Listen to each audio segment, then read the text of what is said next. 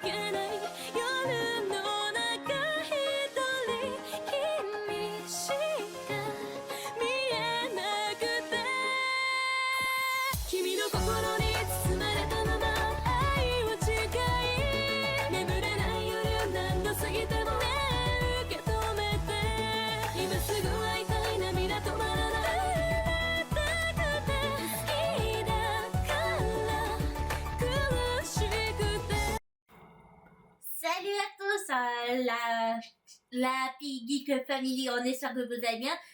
C'est moi qui ai fait l'intro pour une fois, en compagnie de monsieur. Salut à tous. Monsieur Delchamp. Ouais, monsieur Lachamp qui est complètement Hop. épuisé. Capoute complet. Capote complet, ouais. Bon, on vous retrouve pour les résultats de la nuit 2 de WrestleMania. Donc, on précise, on n'a pas vu Raw, on n'a pas vu WrestleMania présenté par Philippe Chiro et Christophe Ajus, mais on a vu les deux nuits en version Et française. il y a une bonne nouvelle avec ça. Ouais. La bonne nouvelle, c'est que les commentateurs seront ringside pour Backlash. Et ça, c'est cool. Et il y a une autre bonne nouvelle. C'est quoi? Backlash sera diffusé également sur AB1. Quand?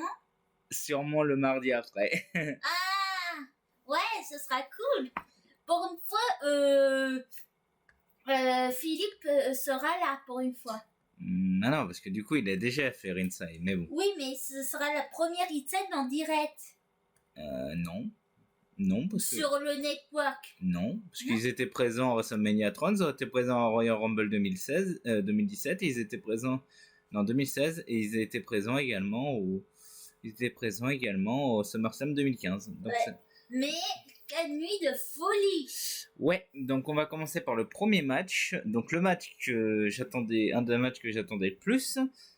Drew McIntyre contre Seth Rollins avec CM Punk en commentateur spécial. Oh, l'entrée, on en parle, les entrées. Ah, l'entrée de Rollins au carnaval, c'était pas ma préférée, perso. Mais l'entrée de McIntyre, qu'est-ce qu'elle était un banger.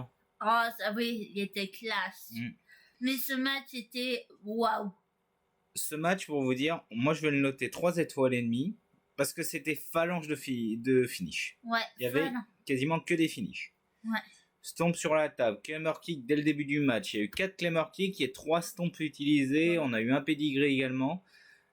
Mais vu l'état de Rollins, c'était normal que le match n'allait pas durer très longtemps, il a duré 10 minutes 30. Ouais. Et d'ailleurs, il sera absent pendant 4 semaines. Ouais, et d'ailleurs, ce qui s'est passé juste avant, en plus, ce qui est marrant, quand McIntyre est parti voir sa femme, parce que sa femme était présente, était dans le public, la femme de McIntyre, Ouais. il a pris son téléphone, il a tweeté directement « Oh, je m'emmerde au boulot !» C'est ce qu'il a posté en fait. Ah bon, c'est ce qu'il a mis? C'est ce qu'il a posté, il dit « Oh, c'est facile le boulot aujourd'hui, je m'ennuie !» Ah, la bonne vague. Du coup, McIntyre finit par battre Rollins après son 4ème Claymore Kick. Ouais. C'était cool. Et franchement, il y a eu une sacrée surprise à la fin. Alors, ce qui s'est passé, il y avait la larme aux yeux du côté des deux. Rollins, il est parti avec les larmes aux yeux, mais il a dit un truc... Tu mérites. Ouais, il a dit, je suis content que ça soit toi qui m'as battu. Donc, voilà. Mais Rollins, après une bonne année champion du monde poids lourd, franchement, il mérite du repos. Parce que vu son état, c'est normal qu'il mérite du repos. Et il va profiter de sa famille. Ce qui s'est passé, McIntyre était un peu trop confiant malheureusement. Mais là, ce qui va se passer, ça va péter un câble. Il était monté sur la table des commentateurs. Pour narguer CM Punk. Et d'un coup... Attends. Laisse-moi finir. CM Punk, il a carrément dit « Mais qu'est-ce que t'as à t'en prendre à moi? Va profiter et tout. » Et McIntyre a balancé directement à Punk. Prochaine étape, c'est toi, je vais te mettre fin à ta carrière, je vais te me foutre en retraite. Et là, CM Punk, ça l'a pas du tout... Et on s'attendait pas à ça. En fait, il était guéri. Non, il était pas encore totalement guéri, mais il est pas totalement guéri, mais il pouvait enlever son attel, et du coup, il a frappé McIntyre avec son attel, et qui c'est qui est venu à ce moment-là? Damien Prieur. Seigneur Monizovek. Qui a fait à la Rollins. Non. Clairement pas. Il l'a fait à la Batista ou à la Edge. Ouais, possible. Non, Batista n'a jamais eu le Money in the Bank, mais il l'a fait à la Kane, il a fait... Je me suis dit, what? Damien Priest, du coup, est venu. Ah, je les entends rentrer. Sans rêver. Damien Priest, du coup, a attaqué du coup, McIntyre avec sa mallette. Il a encaissé sa mallette, il a battu Damien, il a battu McIntyre au bout de 10 secondes, tout simplement. Tu mettrais combien du coup? Bah, pour le match Money in the Bank, je mets pas de note. Ouais, ça compte pas. Non, ça compte pas. On s'attendait pas à ça du tout. Bah, de base, je pensais qu'il allait faire une Rollins en venant pendant le match, mais il est venu après. Mais comme quoi, il a bien encaissé le Money in the Bank, donc nouveau champion du monde poids lourd, Damien Priest. Donc, on n'a pas encore vu Raw, on sait pas ce qui s'est passé. Mais surtout par rapport au main event, j'ai envie de voir Raw. Alors ensuite, nous avons du coup le match Philadelphia Street Fight qui a duré 8 minutes 35. Moi, je pense que c'était excellent. Alors attention, nous allons avoir du coup le Hall of Famer. Snoop Dogg qui est venu pour commencer. Snoop Dogg et comme arbitre spécial. Nous avons eu Booba Ray Dudley. Ah, franchement, c'était excellent ce match. Et du coup, c'était un match plutôt assez violent. Par contre, les AOP, Tour of Pain, je sais pas ce qui s'est passé. Ils ont fait dodo. Dès les 3 minutes de match, ils ont fait dodo tout le reste du match. Ouais, Karen Cross était tout seul. Mais il y a eu aussi les femmes qui étaient tombées sur la table. Oui, donc Bifab et Ils ont passé à travers la table. Bifab et Scarlett du coup sont passés à travers la table. Et au final, on avait Karen Cross qui s'en est pris un petit peu à Booba Dudley. Oui, Mais... il a dit ensuite, on ne tape pas un homme à... Et ensuite, du coup, au final, c'est... les Street Profits, Bobby Lashley ont utilisé ils ont demandé si on peut utiliser la technique de Booba. Ouais, Booba Dudley avec son partenaire Devon. Donc ça a été fait. On a une table qui a été pétée. Donc botch table. Ok. Botch table. Et au final, c'est The Pride qui a remporté le match. Ouais, mais franchement, c'était excellent ce bon match. 3. Bon 3, je Pour mets. moi, 4. 4 pour toi.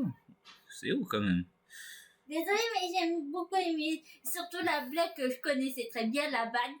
Une table achetée, une table offerte. Ça, forcément. Mais je pense pas que la première table était prévue qu'elle se pète en fait. Non, c'était pas vraiment prévu. Prochain match du coup, peut-être un de mes matchs préférés tout court.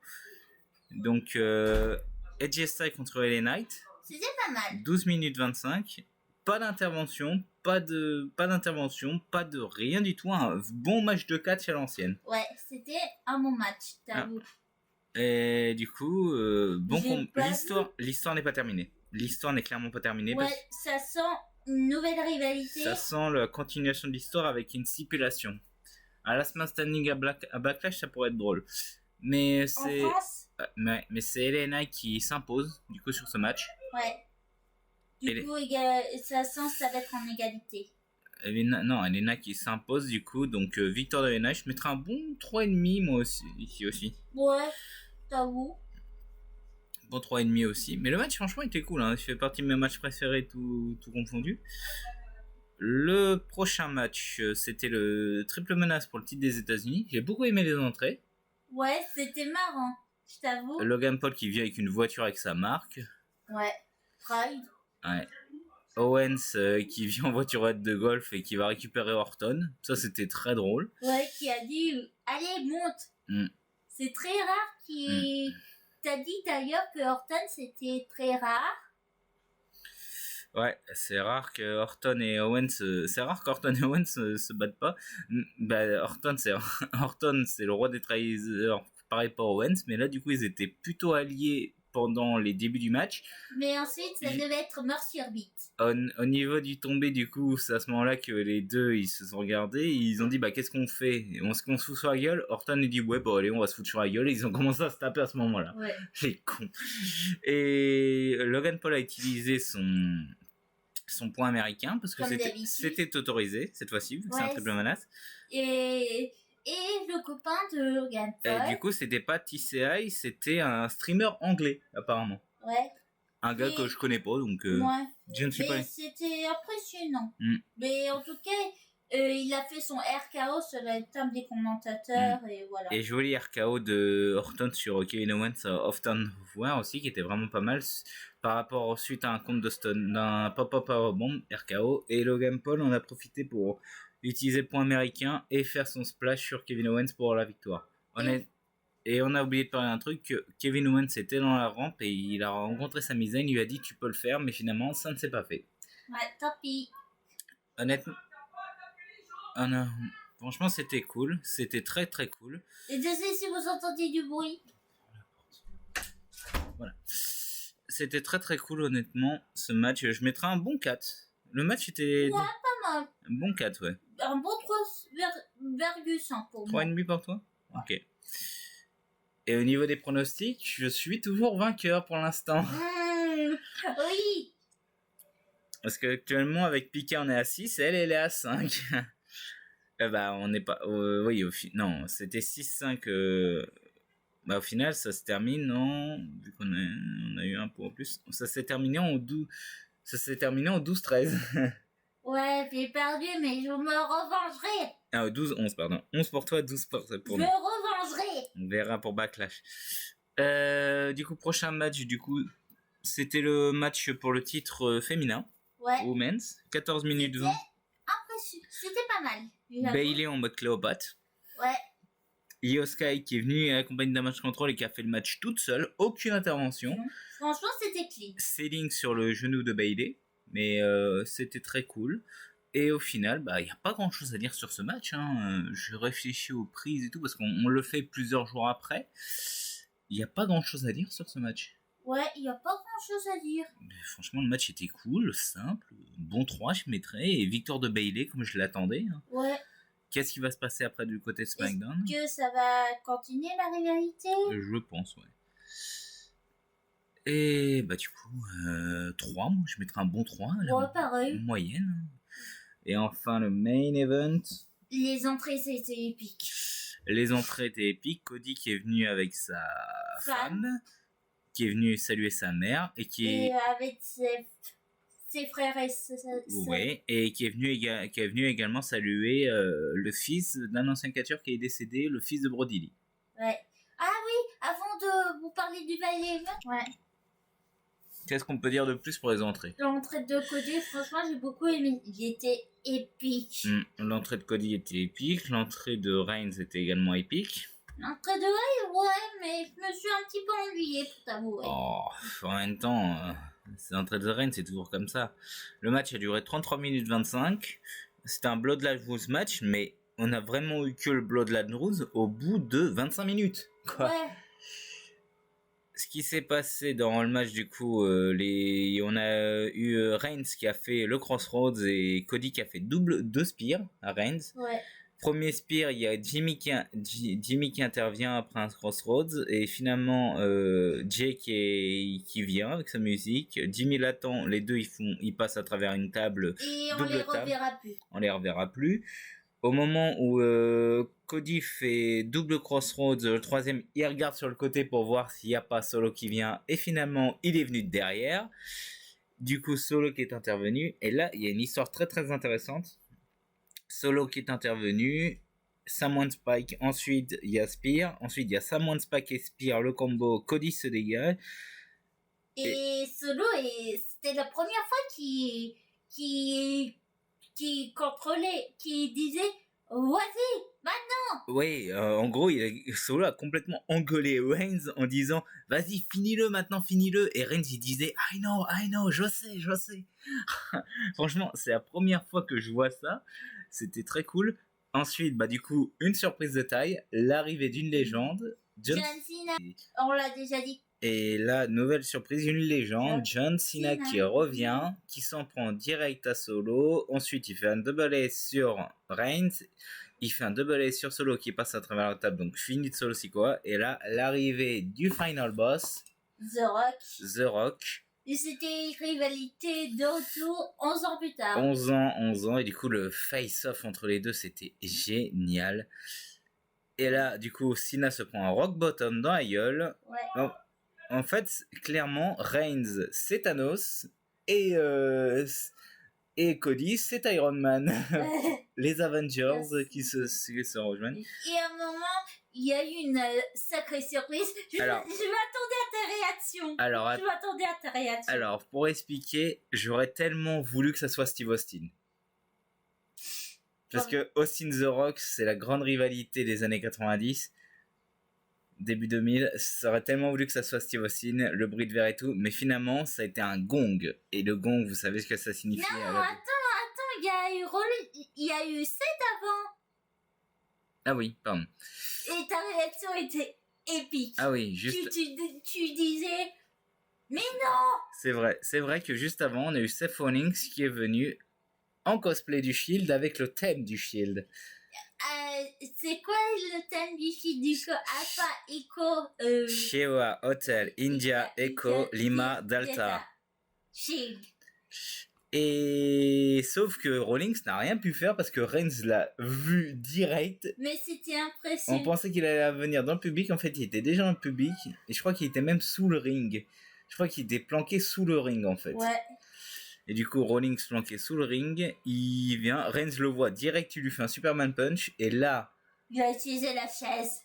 Ouais, non, Pour non, non, ça c'est à la fin. Et là du coup nous avons eu Rhodes qui était encore à terre, Rock qui sort la ceinture Mama Woods et là le gong de l'Undertaker. En fait, pour te dire, c'était pas Nadir qui a crié, mais Christophe. Bah oui, je savais que... Qui a crié comme une fille. Bah oui, mais Christophe il crie toujours comme ça. Je m'attendais pas du tout.